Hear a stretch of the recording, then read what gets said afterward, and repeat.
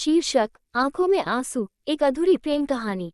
परिचय। ये कहानी है कबीर और नेहा की, जिनकी मुलाकात एक छोटे से पहाड़ी शहर के स्कूल में हुई थी। कबीर एक शांत और संजीदा लड़का था जो विज्ञान में गहरी रुचि रखता था, जबकि नेहा एक चंचल और खुशमिजाज लड़की थी जिसे संगीत और कविता पसंद थी।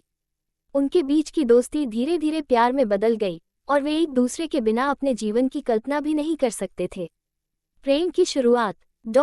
कबीर और नेहा की दोस्ती उनकी पढ़ाई के दौरान गहरी होती गई। कबीर नेहा की कविताओं को सुनकर उसे प्रोत्साहित करता और नेहा कबीर की वैज्ञानिक खोजों में उसकी मदद करती। वे साथ में समय बिताते, एक दूसरे के सपनों और आकांक्षाओं को साझा करते। एक दिन कबीर ने नेहा को पहाड़ी की चोटी पर बुलाया, जहां से पूरा शहर दिखता था। वहां कबीर ने नेहा को अपने दिल की बात कही और नेहा ने भी अपने प्यार का इजहार किया।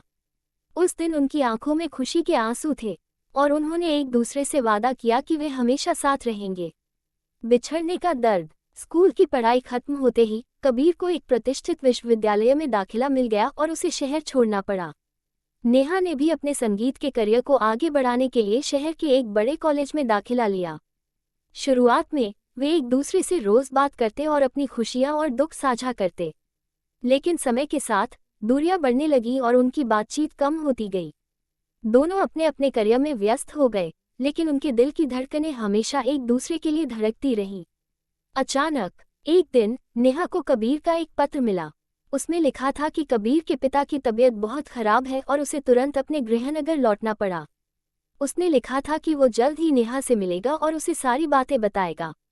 नेहा ने कबीर का इंतजार किया, लेकिन दिन, हफ्ते और फिर महीने बीत गए और कबीर का कोई समाचार नहीं मिला।